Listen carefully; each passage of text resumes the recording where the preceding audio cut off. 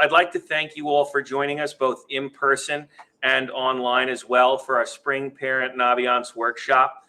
This is really an opportunity for our 8th, 9th, and 10th grade students and families to come together to get a little bit more of a closer look at how the guidance department is working with our students to use Naviance as a tool to prepare them to plan for life after Wheatley. This is a program that, in my opinion, we, as well as most guidance departments on Long Island, of which I have been a part and which many of my colleagues have been a part, has kind of underutilized over the last few years. And I've been happy to see in recent years that Naviance has really kind of improved their functionality a little bit. So it's a tool that now, with increasing, that I think brings increasing value to the student planning process. So what to expect from tonight? First and foremost, we'll answer what Naviance is for those parents who are maybe first-time parents to this process, either to Wheatley or in general, as well as what some of the tools that those 8th through 10th graders are utilizing. Learning and productivity inventory, the career search tools, the resume building tool, which we encourage our students to use throughout high school. And then also a look down the road a little bit at what the upperclassmen will use Naviance for. So the pieces that we're taking now, how will they translate to your time towards the end of high school? And then also just an overview of any questions you might have and parent accounts. Do forgive me, I will be popping back and forth as I present just to make sure I'm not leaving any parents who are trying to get in out of the presentation. And I'm sorry, I didn't introduce myself. I am Mr. O'Brien, the Director of Guidance. And I'm glad everyone was able to join me here this evening. So firstly, what is Naviance? Naviance Family Connection is a comprehensive career and college search tool. And that switching of career and college is very much intentional. I feel in the guidance world all too often, we place the cart before the horse, so to speak, and we refer to college and career ready. And really, for me, college, just as any other part of your educational journey, is a means to an end rather than the end. The goal of college is to prepare you for the career that you would like to undertake. So for us, we utilize Naviance firstly for the purposes of developing your knowledge of self and your self-understanding, so you can then take that knowledge and begin to identify careers that may match those interests. And then once you recognize what careers may match them, you can start to identify the preparation pathway that's right for you. In many cases, that will be college, or there may be other pathways that you choose to undertake to get there. But the first step is identifying the careers that interest you. So students utilize Naviance to identify, as I said, their areas of interest, how those interests translate into future careers, and the preparation pathways that they need to pursue them. In addition, information such as their GPA, AP, and college entrance exam scores, so scores from the SAT, the ACT, as well as in 10th and 11th grade, the PSAT, are uploaded there and easily accessible for them to review. And as we get into some of these tools later, you'll see why those are there. So tonight we'll be reviewing mostly the portions of Naviance that will be applicable to our underclassmen, our 8th, 9th, and 10th graders. So first and foremost, the learning and productivity inventory. So, and what I also ask parents to bear in mind as we go through this tonight as well.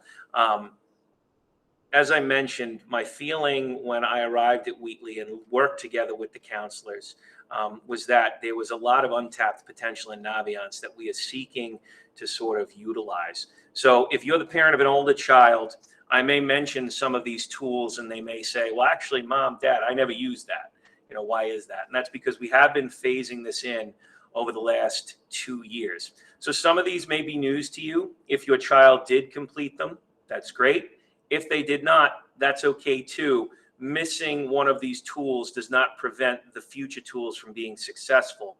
But altogether, there is a cohesive build on when we implement these inventories and why, to help students make the strongest choice possible. But we'll start with the learning and productivity inventory, which we rolled out to our 8th graders here at Wheatley this year. And the learning and productivity inventory is an assessment utilized to help students gain a greater understanding of the ways in which they work and study the most effectively. So the students respond in this to a series of prompts asking them to indicate their preferences regarding their environment and the manner in which they study. Do you prefer a brighter or a dimmer environment as you study? Do you like to be snacking as you study? Do you need noise? Do you need to be moving? Do you need to be still? And as the students answer those questions, Naviance begins to get a sense of what some of the ways that you prefer to learn are, and gives you information on how you can then apply that information to learn best. So once that report's generated, the students get that information as well as tips as to how they can apply it. So we'll pop over to Naviance, and of course it logged me out. But we'll pop over to Naviance so we can take a look at the student side of things. And for those at home, sorry, I just have to unfreeze my screen to give you a look at Naviance itself.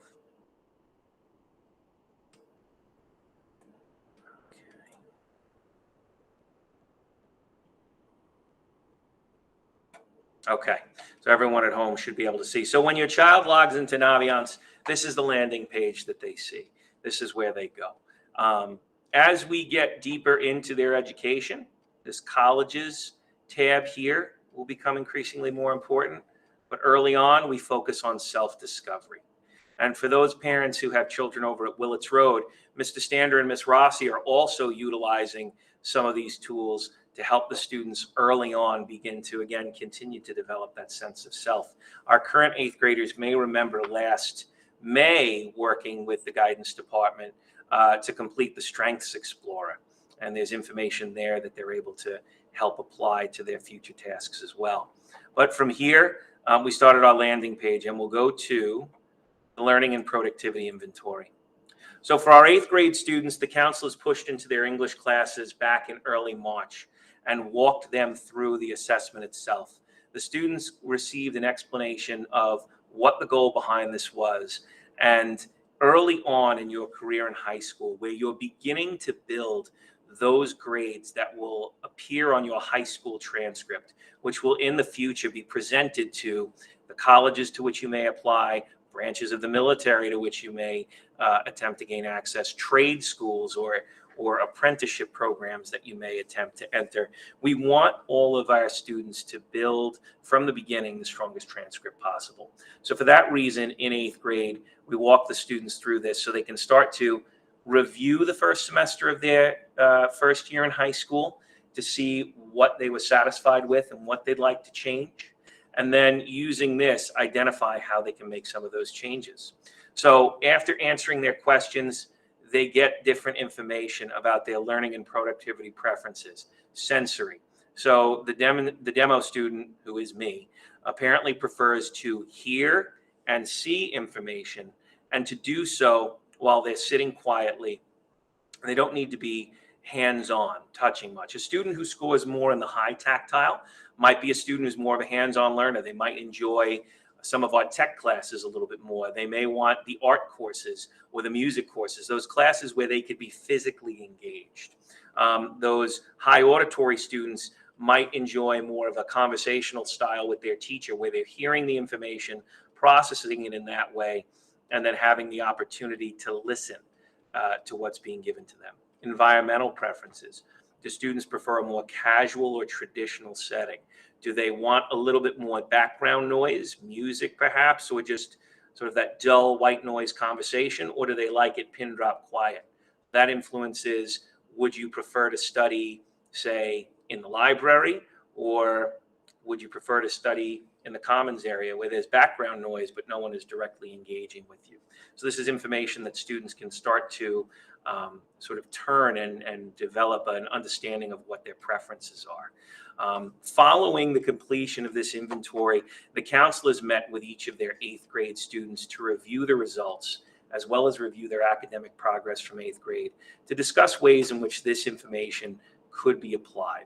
So this is where, again, we see sort of that foundational piece come in, and that knowledge of self as to regardless of what career path you choose after high school will be an important part in getting you there.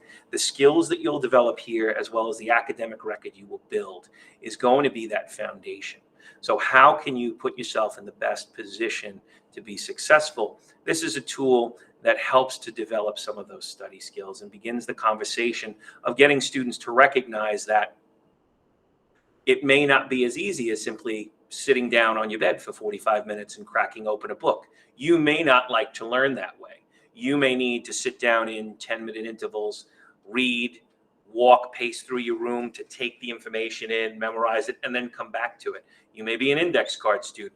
You may be a study group, conversation, talk it out kind of student. This is where that information starts to become available to students. And also, each section comes with recommendations as well, which again gives the students actionable feedback on some of the results that they've got. So it allows our 8th graders to start to take a more conscious and targeted approach to how they learn and how they can put themselves in a position to learn best.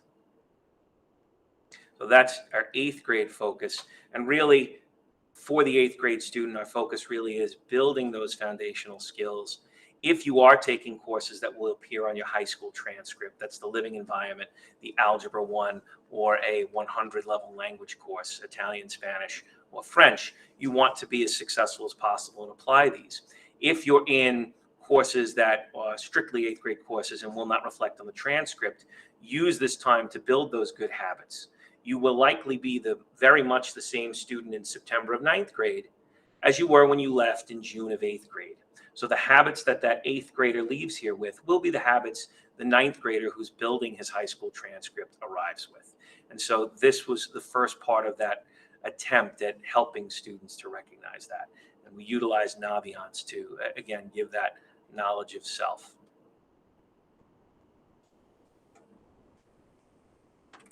And then from there, in 9th and 10th grade, we move into the career search tools. And from here, we ask students to start to build on some of that knowledge of self, the Strengths Explorer that was worked on in 7th grade, the skills and the abilities that are helping them build their transcript from the learning and productivity inventory in 8th grade, and starting to think about what their interests are and how those interests can help them to identify a career. Very often, as a guidance counselor, what I found in the past was when you would sit down with a student and begin to talk about careers, most students are familiar with those prestige jobs. I would have to say, of all the junior conferences I did, if you added up the total number of students who answered doctor or lawyer to the question of what are you thinking about going into, it would probably have equaled 80%. And that's because when we're younger and we're thinking about what success looks like in terms of a career, those are the two quickest ones that often spring to mind. And yet, what percentage of the population actually is a doctor or a lawyer? What percentage of the population, when they actually do that work, say, I don't know if this is a fit for my interests? There's so many different careers out there, so many different pathways, and so many different ways success looks. And so our goal is to get students to say, based on what my interests are, how can I leverage my interests, my skills, and my talents to make myself as successful as I can be? And so this is where we open up that conversation for students in 9th and 10th grade, so they can start to identify that and take, again, a more informed and targeted approach to their career planning. So in 9th grade, students will utilize the career cluster finder. And so in the career cluster finder, students will receive a list of various tasks that they may perform as part of many different jobs. And very simply, they'll be asked to indicate if that task is something they would like or dislike doing. In the career interest profiler, students are given, again, given very specific tasks. So beyond just, as an example for the cluster finder, giving a presentation or enjoying public speaking. On the career interest profiler, it's as specific as developing a more accurate way to predict the weather, which is an actual question on the profiler. Students are asked again to indicate if it's something they would like, they're unsure about, or they would dislike. The two assessments themselves feel very similar. The cluster finder is taken in 9th grade. The career interest profiler is taken in 10th, but they give very different results. And so the cluster finder will be a much more general result, taking your interests and matching you with career clusters. So similar related careers that fall into a specific area, giving the students a general direction that they can begin to research without specifically funneling them towards an individual career. The career interest profiler in 10th grade starts to take those general directions that the students might have begun to look in and starts to put a finer point on it. So they can begin to accelerate their research just ahead of the more active phase of the college and career or post-secondary planning process, I should say. And then again, once the assessments are completed, students receive the data on a number of the different career fields that match those responses. So hopping back over to Naviance, scrolling all the way up, the self-discovery home tab again for our 9th graders who completed the career cluster finder in the very first week in April. So just a little bit before the break. And our counselors are in the process now of having their individual 9th grade meetings to meet with each of their freshman students to review their individual results and discuss what some of the possible ways that they can use them as they start to plan out different courses for the future in high school, or just different areas that they may want to look in. So this is a sample of the career cluster finder results. And again, it gives different cluster matches with which the top 4 that the student scored the highest in. So here, again, it was me. I scored highest in hospitality and tourism, human services, education, and law and public safety. So for me, obviously, we know what I ended up doing when I grew up. I am in the education field, and you may notice it's not even the highest correlation.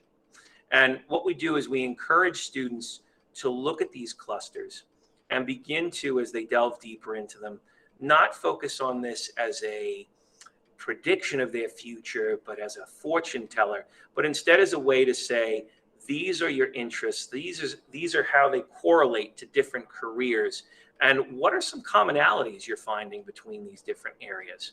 So if the student clicks on human services, they receive an overview explanation of what that is. Challenging training opportunities in human services, a solid background in communication, science and technical skills, education and training, the different ways it can be provided. So again, a summary of what folks in these different careers do. And if they go back to the cluster finder, clicking on education, again, they need that background in presentation and facilitation, academic and technical skills. Students start to see similarities in some of these pathways.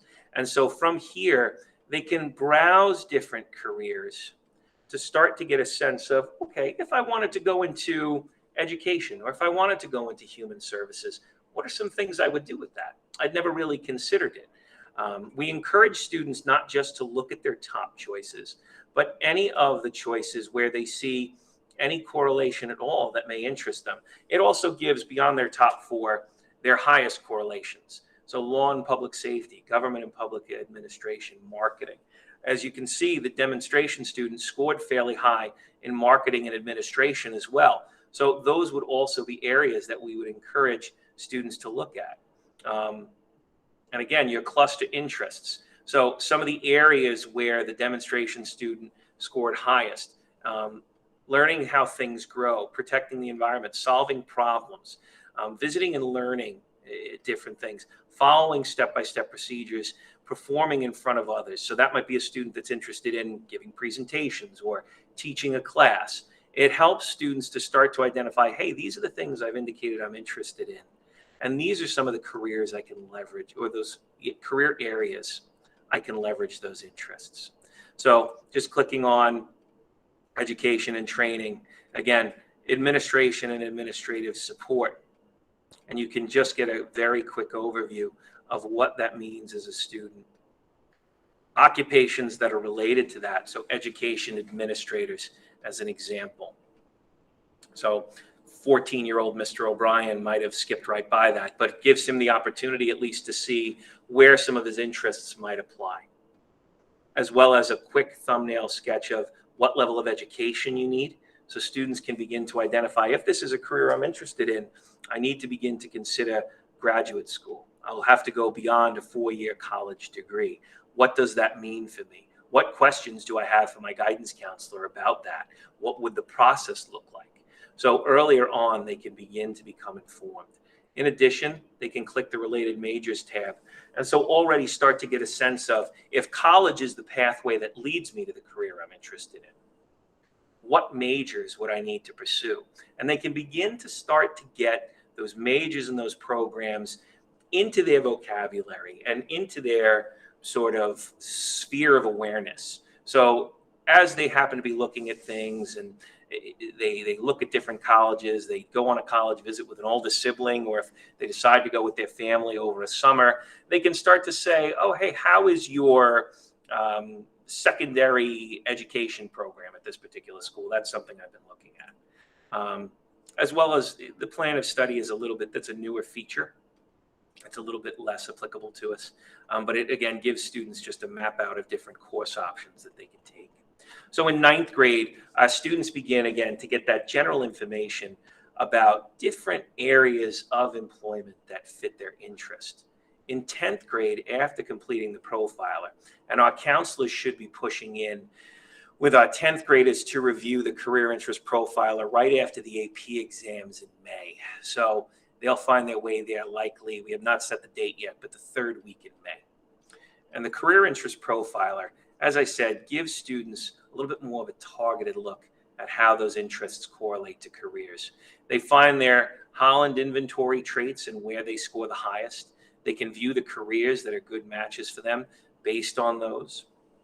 They also receive an explanation of what each of those means. So if I'm a student sitting down and saying, oh, I scored high on enterprising, but what the heck does that mean? I have a brief explanation there, or a more in-depth review of what does this mean? What would an enterprising individual sort of look like, and what are some things that might appeal to them? Does this sound like me? Does this not sound like me? It should be noted as well that the Strengths Explorer that the team at Willits Road works on with our 7th graders does actually also tie to this fairly well also. So students are able to go back and say, oh, you know what, back in 7th grade, I scored high in the ambition area, and that was listed as a strength of mine, and that features prominently in this enterprising personality type. Oh, that's interesting. That's been something that's consistent for me.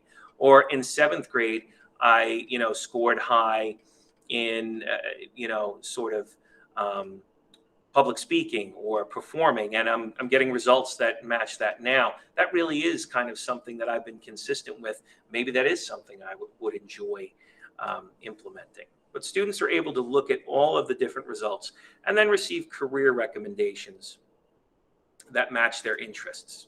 So they can get a look at all the different careers based on the career interest profiler that, again, match their results, and they're specific and they're much more individualized careers. So what we recommend students do is, of course, those careers that they have heard of before and would like to learn more about, they're able to click on and explore.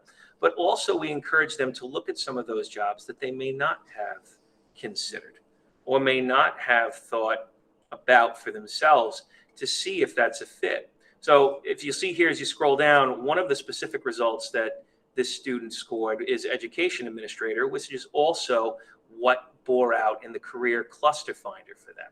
So this is a career that keeps popping up that the student may not have thought about. In addition, the student may not have considered a future as a general and operations manager. So they're able to click here, and once you get into the specific careers, Naviance does a few really nice things. They give you a general overview of the occupation, a synopsis of what you do in that field, and at a glance look at the level of education you need. So for an operations manager, typically, according to Naviance, you would need at least that 4-year college degree, as well as the average national salary. for folks in that career, as well as the cluster it's a part of. So a student can look and see, did I score in this cluster highly before? Not that that matters. And that's something we share with the students as well. As I mentioned, this is not a fortune teller. This is not a horoscope. This is not, we're looking for something to tell us the way. We look for patterns to see if that indicates a strong level of interest, but we're also using this as a research tool. So however you come across the information, the important thing is that you digest it and utilize it to the best of its ability. So then, of course, a breakdown of what people in that career field do. In the case of an operations manager, reviewing financial statements, directing the activities of the departments of businesses, direct administrative activities. Then there's also a breakdown of wages across the United States. Now, when I was a guidance counselor, and the Wheatley counselors and I have had this conversation as well, I asked students to stop here before they scroll down any further. And the reason is, most of the time with a high school student, when they're reviewing careers, this wages tab and this wages information is the first thing they want to go to. How much money do they make? Do they make six figures? Do they make That's important information. I want each and every student that leaves here to be able to put food on their table someday, and as much food as they want. So I understand the importance of making sure it's a career that you can support yourself with. However, folks who get compensated well for what they do tend to be folks who also enjoy what they do. You can't be good at something if you hate it. I shouldn't say can't, but you're much less likely. And I want everybody doing things that they enjoy to maximize that opportunity for themselves. So first and foremost, after students look at this overview, we instead ask them to go to the skills and experience tab. And here Naviance gives samples of the different pieces of knowledge that a student might have, that an individual might have to have in this field, and what are some ways you can develop that. The skills that individuals in these jobs possess: active listening, social perceptiveness, speaking, monitoring, coordination, as well as, for me, some of the most important research pieces, the tasks. And these are sample tasks of what individuals in a particular career do. And my recommendation to students as they're looking at the results in their career interest profiler and they're deciding whether or not a career might be something they'd be interested in pursuing and attempting to get into, is take this list of tasks and just as you go through it, put a plus or a minus next to it based on, would I like to do this? Would I dislike doing this? And if the pluses outweigh the minuses, chances are that's a quick and easy way to determine if this is something you'd be interested in doing. If the minuses outweigh the pluses, obviously, it's not necessarily for you. However, just because the pluses are outweighed by the minuses for a particular career doesn't mean you won't look at one of those pieces of it and say, oh, but I could see myself really doing that. Is there something else I could do where I could keep the pluses and maybe step away from some of these negatives that are really deal breakers for me? And I can kind of use some of my own career journey as an example. Prior to being in education, I was in a field where I counseled individuals, but it was more on, I did fundraising, so it was more on donations. So it was having conversations about what could be possible, what couldn't. You'd be impressed by the amount of things people will open up to you about when they're talking about why maybe they don't want to make a certain donation, which is fine. I enjoyed that back and forth, that conversation, that opportunity to learn about what was going on in someone's life. I did not like, however, at the end, having to ask them to make a donation. So for me, there was a negative there, but I also knew that whatever I wanted to move into, that was one plus that I needed, that ability to connect with people, to talk about them. And that's something that we'd like our students to start to do early on before they even happen to get into a career. Identify what your pluses and minuses are, your pros and cons, your tasks that you enjoy, and find what it is for you that makes sense. So as you're looking through and you start to take some of these different careers, some of the pluses might be for you, but those negatives outweigh you. If you scroll down back at the overview, you get a list of related careers. So these will be careers that are similar and may have those pluses you're looking for, but maybe a good enough number of those negatives involved in that career are not present. And in that case, it's something else that you may want to look into for pursuing for yourself instead. And so it guides students in identifying, okay, I'm starting to get a better sense of what it is I'd be looking for. And once I have that, and once you start to say, you know what, I didn't like that, but skipping over to finance manager, I really could see myself doing that as I look at the skills and experience. Now you can pop over to that wages tab. And Naviance has one of the great upgrades they've made. They always gave the national average salary as well as our New York average salary, the state average salary. But in the last 2 years, they've also given wage ranges broken down by region. So if a student intends to, as an example, stay nearby, they can actually see what someone in that career makes in Nassau and Suffolk County on average, on the high and the low end, different parts of the state. And if you are interested in relocating, you're able to get the same information for all 50 states. I believe Guam is there too. Yes, it is. So you can find out what that career would net you in Guam should you choose to move there. So it's good information for you to be able to have as you're making your decision. Now, I find a career I'm interested in. I start to say, you know what, I feel kind of passionate about this. I feel interested about it. I've talked to my guidance counselor about it. I'm taking some elective classes that might be related to it to see if really it is for me. What else can I use this for? Well, back at the overview, I mentioned that there's the related careers. There's also related majors. So this starts to give you the sense of, again, that preparation that you would need to undertake. And going back to the cluster finder, you probably already have that major in your mind at some point. And so you're able to look through it. Now, for those 10th grade students, once they get a sense of that and they're starting to research it, okay, well, I might want to go to school for this.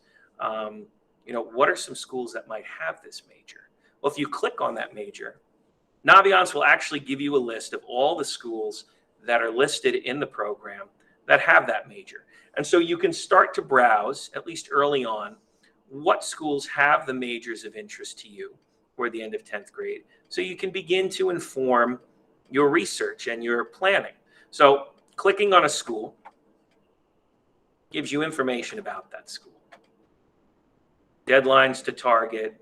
But if you go over to the admissions tab, it will also give you Wheatley specific data on what the average accepted SAT score for students from Wheatley specifically have been, dating back to, I believe our information goes back to 2008 or so. So dating back to 2008, as well as what the average GPA is for those students. Green check marks are students that have been accepted. There's a bunch there under that one. They're tightly grouped together. You can also see students who were waitlisted. I don't know why those little bubbles aren't going away, and then if you look here, it's going to get covered up if I move over it with my mouse by another bubble. But you can just see a blue bubble there. That's the student themselves. So I mentioned before that we upload SAT, ACT, PSAT scores into Naviance as well as update GPAs. This allows a student to see where on a scattergram chart they fall. So they can begin to say, okay, based on where my GPA is now for the school I'm researching, I'm in a good position. So I want to continue doing what I'm doing and build on that. Or you may say, okay, this is a school, as I'm looking through the different information, the overview of the campus, the studies that I think I'd be interested in. Right now, I need to get that GPA up a little bit higher. I need to get, as I pursue the SAT or ACT, I want to bump that score up a little bit. It starts to give students their targets. And so they're able to use this tool for that.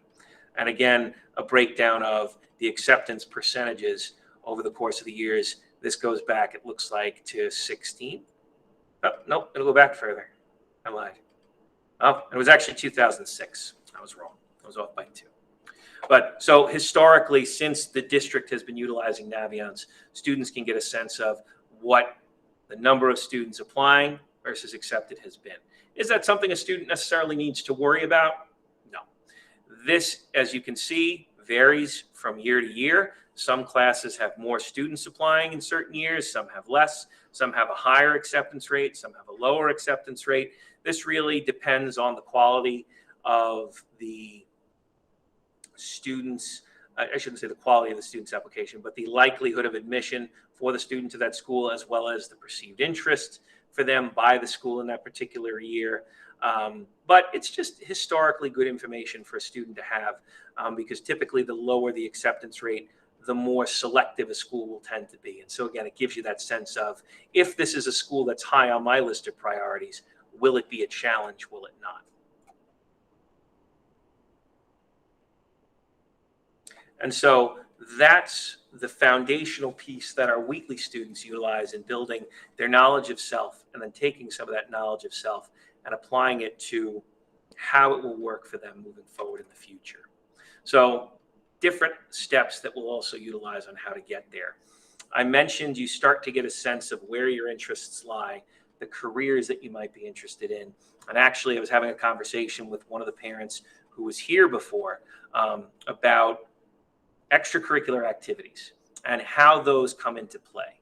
And one of the things we discussed was building a resume that speaks to who you are as a candidate. So not worrying necessarily about the right clubs for the school you're applying to, but instead building a resume with the right clubs and activities for you, showcasing your interests.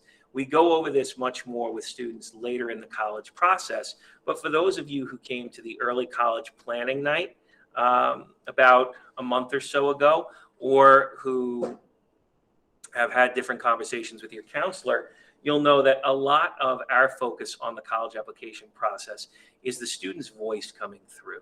As a candidate, can the schools hear from the pieces of paper that they view about you who you are as an individual? So the resume is a big part of that. It showcases what your interests are. Taking those interests that you're putting down to paper in the career interest profiler or the cluster finder to identify what direction you might like to move in life after high school, and translating to paper and getting some experience with them. So students should use the resume builder to track those activities as they're following them through, to prevent them from having to later on, as they get into 11th and 12th grade, which happens all too often for students, remember back to 8th or 9th and, did I do peanut butter and jelly gang in 9th grade, or did I start it in 10th grade? You can take that guesswork out of it for yourself. And under the About Me tab, and the counselors did review this with their 8th and 9th grade students, and we'll go over it with the 10th graders as well. Under Documents and Notes, you can click Resume.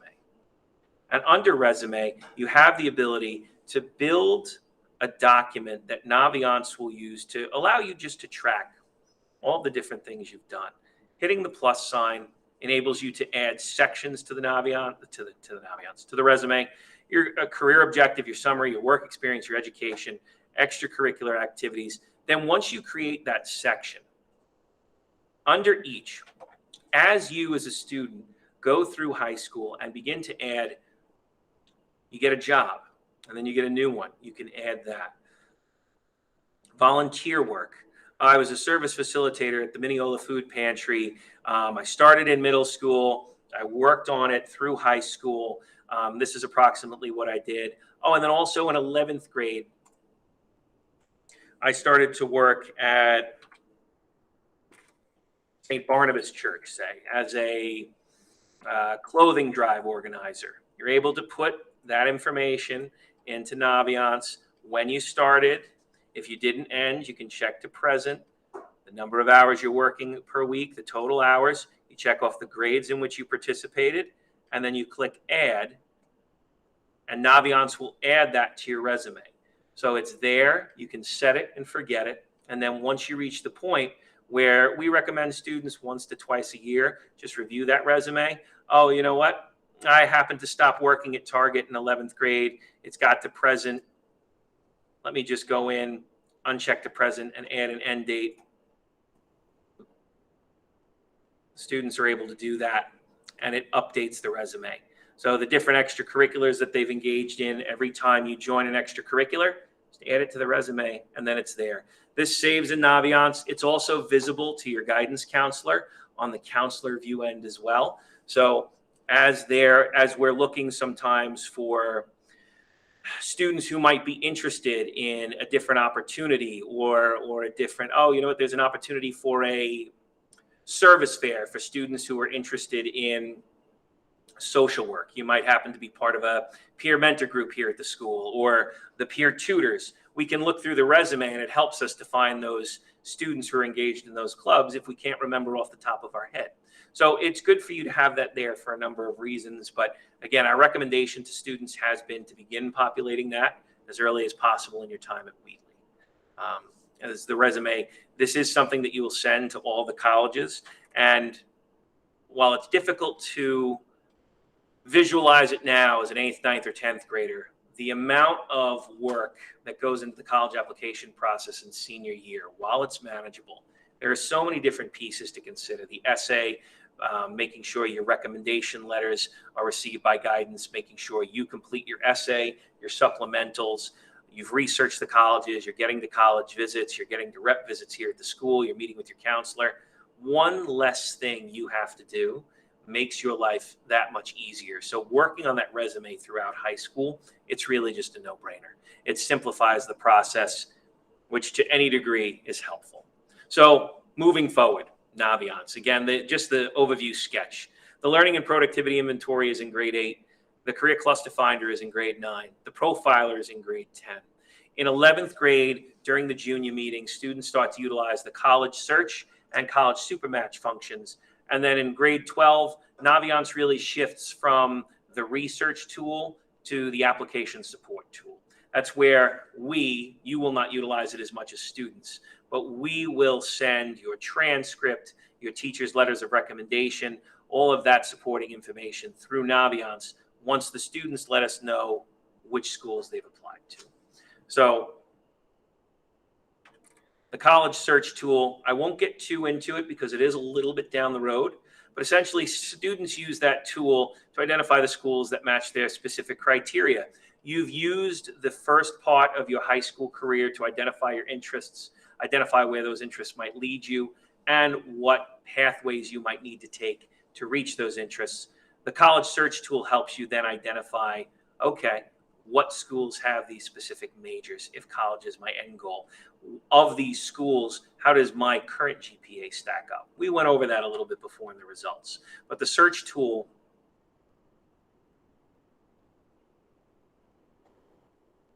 sure you want to leave the page? I very much want to leave the page, yes.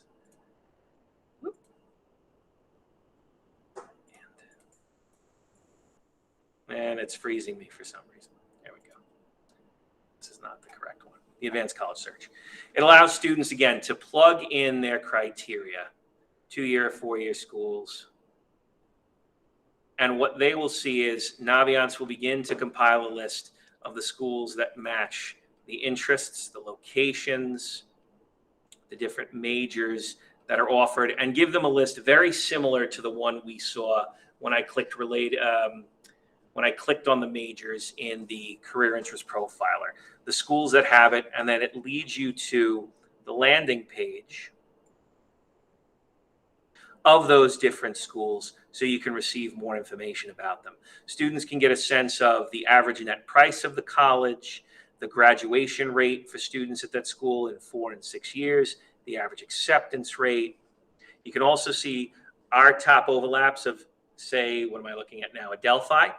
Of students who apply to Adelphi, what are the 10 schools that students applying to Adelphi also applied to give you a sense of, again, what students with similar interests in colleges to yours might be looking at and for.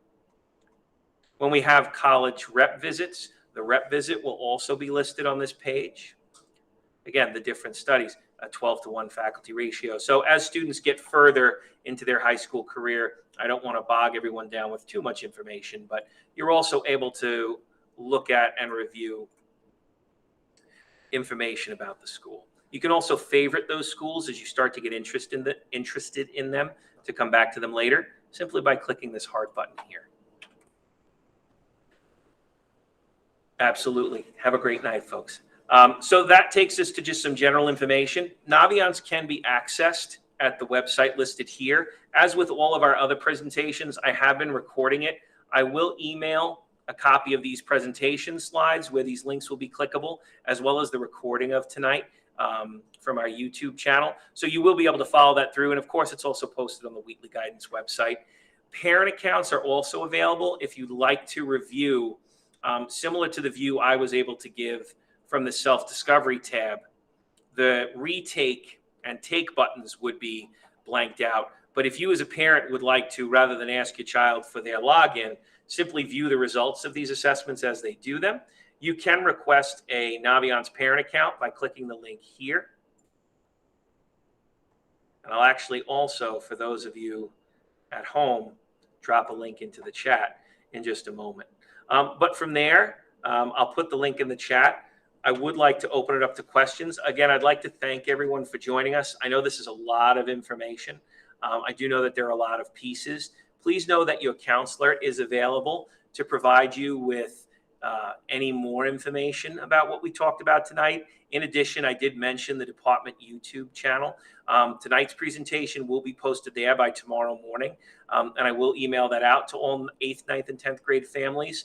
In addition, since the fall of last year, any guidance events that we have done are recorded and posted there, even those that are done in person. So if you would like to review any of the other events that have taken place this year, if you're the parent of a younger grade student and might like to take a sneak peek at what our junior parent night looks like, our senior parent night looks like, our additional pathways night looks like, those are all listed there for you to review and have that information as well. But that being said, I really would like to thank everyone for joining us this evening. And again, any questions that you may have, please don't hesitate to let me know. I'll post that link into the chat right now to request a parent account if you would like to do so. But if there are any questions, I'd be happy to hear them. Otherwise, I'd like to wish everyone a good night and thank everyone for joining us. Okay. Everyone, thank you. Please enjoy your evening.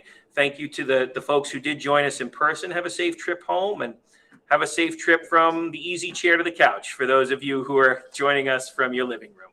Take care.